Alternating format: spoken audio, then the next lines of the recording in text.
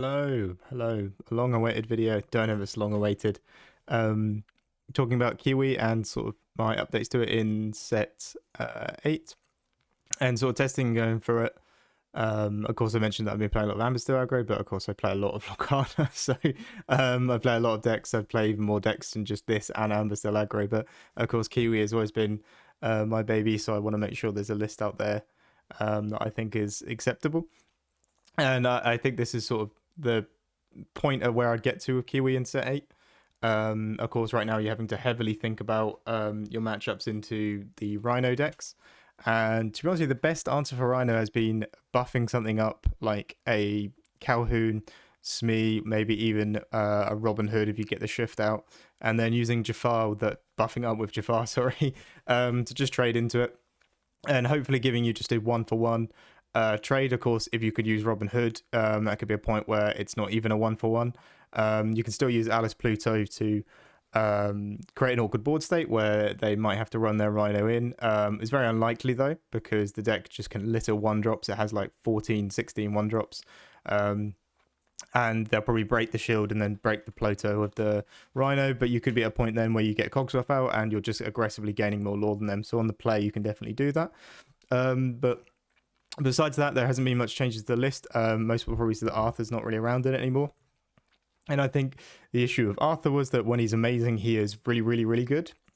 And when he's bad, he's really, really, really bad. Probably the reason why he loses the game, because the deck will still go into top deck mode quite a lot, with Dock and Desperate Plan being your main draw features. They are two cards that require that you go down to a low hand size, and then what you draw after that is also a low hand size as well, because you're only going to replenish 2 or 3 cards really at max. So Arthur felt like he just really wasn't fitting it in there. Later on in the game, if you were to top deck a card and that card would be Arthur, you'd play it great, but then you're not getting any more top decks after that. And they could maybe go, hold on, you need to get 7 more lore or something. And if you're just playing an Arthur, you're playing an Arthur and it's not even going to draw you any more cards after that because of Arthur's effect. It can just put you in a really rough spot, which does bring the list back to looking mainly like a steel deck. Like 90% steel with some blue cards in it. And then to be honest with you, that's always been the core of Kiwi. There are loads of different approaches to Sapphire Steel sort of mid-range now as well. You've got all the ally builds that are pretty cool. I see all the down the New Orleans decks that are kind of cool as well. Like, I haven't put too much thought into them. Besides the down the New Orleans deck, we have a local who plays it, so I've been keeping attention on that. And it's pretty cool what it can do, like the ability to basically get a free Robin Hood, Tragic Beast, play a Grab Your Swords, play a mana, pay whatever for free on the turn. That you could also, because if you sing it from something like Cloud Kicker, you can, of course, play something as well on that turn as well. But we're not talking about that, we're talking about Kiwi. So yeah, the changes are very minor. We're just dropping the Arthur and buffing up all the other characters that we basically know works. It's kind of a bit upsetting that after that entire set, we didn't really get many new cards. To be honest with you, besides Desperate Plan, we didn't get any new cards. But the way that the deck sort of functions as well is that you want to still do your Alice Pluto lines. You want to set up that really intense lock Alice Pluto Cogsworth. And then after that, you should be just playing every drop that you get, every big drop. And that's kind of why I've got only one Chiempo in there. I'm feeling with all of the Argo Rush and everything, he's not that relevant. But into the Amber Steel and to the what they called Green Steel, if you're able to give it ward, that's great. We can also achieve that quite heavily with Pluto as well still. So I've kind of just kept that as a one-off. And to be honest with you, a lot of this as well is to show the cards that I think that can work. I think you can definitely change out those ratios of the top cards there of Gantu and Chiempo. And you can even probably cut down on some of the Jafar. Maybe, as I'm saying, like Amber Steel Aggro looks very, very good right now, but it's being heavily countered, heavily looked at. So it might get see some less play. 2 Gantus in there. I still think the deck needs to run with Gantu. Mainly because when you try to push for game or you try to push for lore, because the way the deck sort of works is it's a very slow setup to begin with. You're just playing a curve and then it sort of snowballs, and then you sort of set up this insanely wide board where everything's got ward and it's got resist as well, and you're just questing for a lot. And into some decks, especially the red decks, you can't really do that quick enough because you're only playing 1s and 2s. for a majority of the time. Whereas Gantu, you can just slam it down, give it ward. Even if they're after a B prep, you slam it down and then they don't have an immediate answer for it, which a lot of the decks don't these days. You just quest for 4 and that might be enough to win your game. And even still, I still love to do Mukduk Mana and play a Gantu, because it's like either way, what do you want to answer and how do you want to answer it, and can you even answer it as well? But yeah, we'll go through every card just to talk through the list. I think the deck sort of operates at a very good level of being tier 2 with the ability to perform it into tier 1 if you're good enough. I think if you're a very good Kiwi player versus sort of like a very new at Green Steel or new to Amber Steel, you should easily just win those matchups. And even into a veteran Amber Steel player, if you know your deck as well as they know their deck, you might still be able to get the win, because I think into things like traditional Amber Steel, you have a very good chance. And into the aggro matchups, it doesn't feel too bad, as long as they're maybe missing some of the optimal turns. But, getting a Rhino down turn 1, it's pretty rough, but we do have some answers for Fire the Cannons to slow them down. When they play the Rhino on 4, you should be able to answer with Jafar buffing up and taking something out there as well. But yeah, we'll go for each card. Of course, the 1-drop package, we're mainly looking at the looters now, and that's because there is a lot of fundamentally required uninkables like Alice, Fire the Cannons, and even Doc and Desperate Plan. Drawing 2 Desperate Plans or drawing a Doc and a Desperate Plan is always just the most heartbreaking thing. And you also kind of want to be doing aggressive mulligans, because you want to basically be aggressively mulliganing for that really strong curve of just playing 1, 2, 3, 4, like you've always done with Kiwi. So keeping those looters there, like if you've done an aggressive mulligan, your turn 1 could be like, right, let's start fixing this hand and start getting away. Like if we've got 2 Desperate Plans, we can throw one away, or 2 Docs, we can throw one away, or if we've got 2 Alices, maybe we throw one away, and you could start cleaning up the hand with the looters. The Robin Hood Shift line is still in there as well, because the places that this deck shines, I think, are the lower to the ground matchups. I think that's where we're winning more, so we want to put more pointers in that. I don't think there are as many cards we can add to this to increase the win rate of the red matchups, and that's always been the case. Red Blue's always been quite the painful matchup, and RP, I think, especially since they've adopted fully Shark builds, like I don't see many standard Ruby Amethyst decks anymore. It's all kind of just Shark builds. It's kind of hard to beat them there. That's what just Peter Pan, Rush, Iago, Rush. Just it's so much Rush that it seems to always break the deck and make it into a very harsh matchup. So yeah, trying to win in those like Green Steel, Amber Steel, Green Purple, Purple Steel matchups is where we're at. So Robin Hood Shift line still stays in there, and he's still an amazingly powerful play that he can win you on the draw into those lower to the ground matchups. Calhoun is as well, because we play sort of it's an interesting one. Like if you look at the other steel decks, Purple Steel, like they have a lot of them play Calhoun, but they have the option to try things like Yensid now, because they've got the access to the purple cards. Loads of things like that. And Amber Steel has like all of its, like it has Troubadour, Ursula. You can just put piglets, pennies, whatever they want. They've got loads of cards they can try, even Lilos. Whereas we don't really have too many. Of course, you've seen in earlier iterations we've got Tipo. I think Tipo is still fine. I think he's another way to clean the hand up. And I think if you included him, you could maybe drop the Simba and put that number somewhere else. But right now, we just want to be putting a solid 3-3 on turn 2 down to start like rumbling on the board and doing some control and gaining us some lore. So yeah, just 3 of them in there to sort of start off with the 2 drops. Doc is always the draw mechanic for the deck. Of course, no reason to change that. Smee, Alice, they've always been around, and we know why they're in there. Alice is there to sort of the core of the deck, keeping the warding up our characters so we can quest out, and warding up the Pluto, warding the bodyguards, and like later on in the game warding up the big drops like Gantu and Robin Hood if we need them to survive a turn and not get hit by some crazy removal. And also she just gives you another questing power, so she's in a sense a 3-quester, and she's the thing that can aggro the deck out in the later stages. And then Jafar is the new addition that I think in the way that the meta shapes up, he is the staple right now, or he might become a staple, mainly because he can give you that attack buff to take out the what's it called, the Rhino.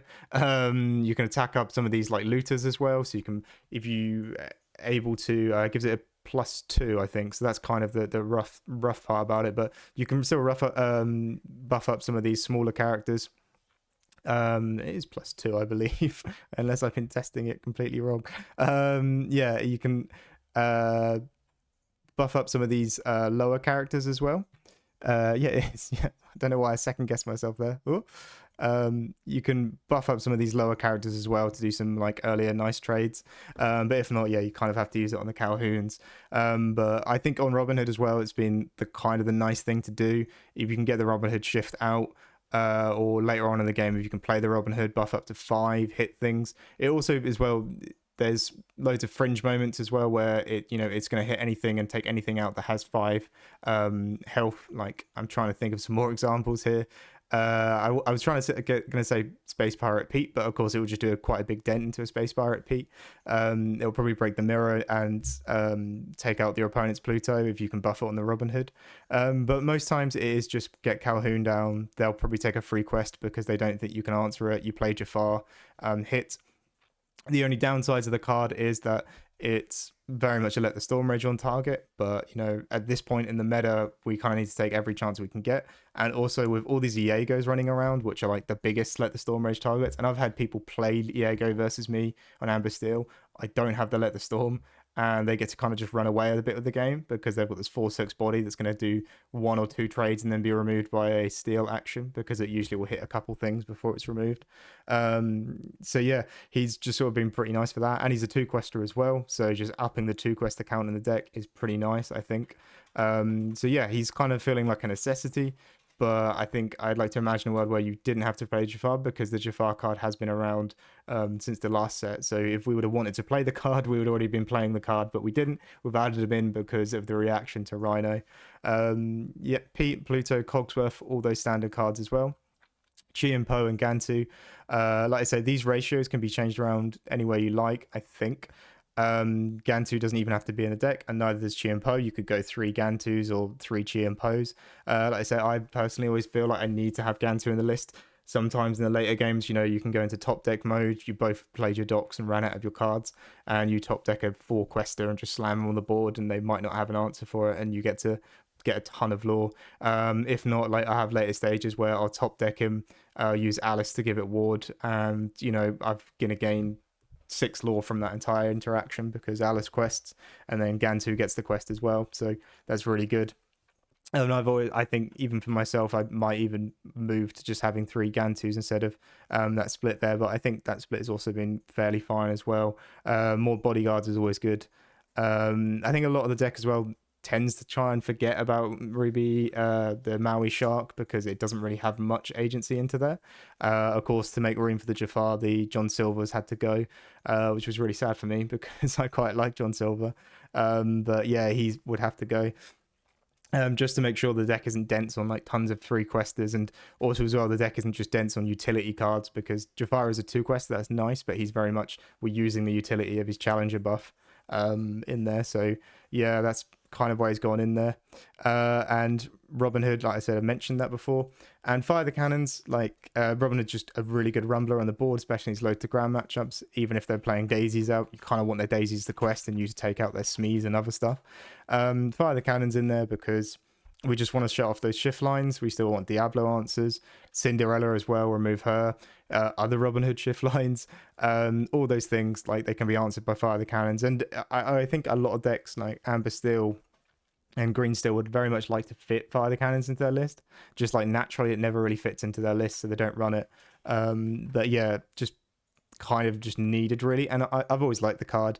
If you're on the draw, there's playing into their 1-drop, there's majority of the time there's not many 1-drops you want to play either. There's not many 1-drops that can like rumble very well, so having Fire the Cannon just to poke out and go, right, so none of us get a 1-drop, and then you get your 2-drops, which there isn't really many 2-drops that can shift or do something amazing. Smee is a very well-rounded statted card but isn't doing much amazing, and same for Calhoun. If there's nothing on the board, she's kind of not got much to do there. So yeah, Fire the Cannons, just 3 count. If it really got mad, I think at your locals you could go to a 4 count. If every round is versus Rhino, shifting on 2, and if not that, a Green Steel player, you could probably just play 4 in there. I think that would be fine. And then Desperate Plan, of course, we don't get any other alternative draw options. Like Amber Steel Aggro gets their Rapunzels. Purple Steel is like every card in that deck just reads draw an extra card. So every purple card in that deck does at least. So Desperate Plan is just another way to extend our draw capability, another way to use dock capabilities. And unlike Amber Steel Aggro, where they kind of want to double spell, they want to play Smee in a dock, or they want to play two characters at once. I can only really think of Smee, but Calhoun in a dock or double Daisy in a dock. We don't really do that as much. We want to refill the hand and then play down bombs like Cogsworth and Gantus and just bigger characters once a turn. And you can still, if you get to 5 ink, you can do the dock Alice play, or you can do a Desperate Plan and an Alice if you have 6 ink. So it never feels that bad, and it's just a way to extend our ability to draw and have a few more resources going into the later stages of the game. Strength in there has always been the deck. It's a steel deck. Every steel deck needs Strength for the Raging Fire as a 4x. And Mukduk Mana, it's debated if this really needs to stick around, but it's always felt like when we're thinking about the red matchups or the big control matchups, Ruby Amethyst and Ruby Sapphires, you just put 4 manas in there and you kind of just hope that they're going to be enough to help you. And even into a lot of the other decks, like slamming manas down is sometimes really useful. Like if you played against a traditional Steel Song and they managed to get the whole new world off, you're never going to win the board back, but what you can do is split your threats up a bit and go, here's a mana, here's some characters, which one are you going to deal with? Either way, I'm going to be gaining lore at the end of this turn. So yeah, it's kind of just felt right that it's in there. It buffs up the Sapphire numbers as well, because if we take that out, we're down to just Cogsworth and Alice. But yeah, I don't think it's in there for that reason. I think it's generally always got that utility. Sometimes as well, like some decks might just fight for the board completely. Both sides lose characters, and then you put some manas down, apply the pressure, put your Cogsworths down, put your Gantus, and be like, there's so many different like divulging threats here. There's characters with ward, there's characters you can target, there's a mana here as well. Which one are you going to deal with? So yeah, it just felt naturally to include the card again. And when I was thinking about putting it back in, I kind of thought of the moment when I played Kawa at one of the content creator store champs, and he was on Yellow Green Under the Sea, and mana even there was just doing so much work. So yeah, it just felt like a well-rounded card to include in the list, and if not, it's ink for your curve. But yeah, this is the sort of list and where I get to with set 8 Kiwi. Again, like I say, I think it's performing a lower tier than some of the other decks are, just by sheer power level. To be honest with you, that's the only factor. Is the Green Steel and Amber Steel's power level is just drastically higher than any of the other decks right now, so it performs at a little lower level. But I think if you're a very good and talented Kiwi player, I don't see why it couldn't be winning you events. We've even seen over the weekend it's getting 3rd and 2nds, and it's placing well in events. So yeah, and like I say, those two powerful decks, great, but they all rely quite heavily on steel removal. If you're able to use ward effectively like we can with Kiwi, you should be throwing some spanners in the works for them. So yeah, there's sort of all the pointers on it. And if anyone out there is been playing Kiwi locally and testing it, please let me know in the comments how it's been feeling and any ideas on cards you've been trying out.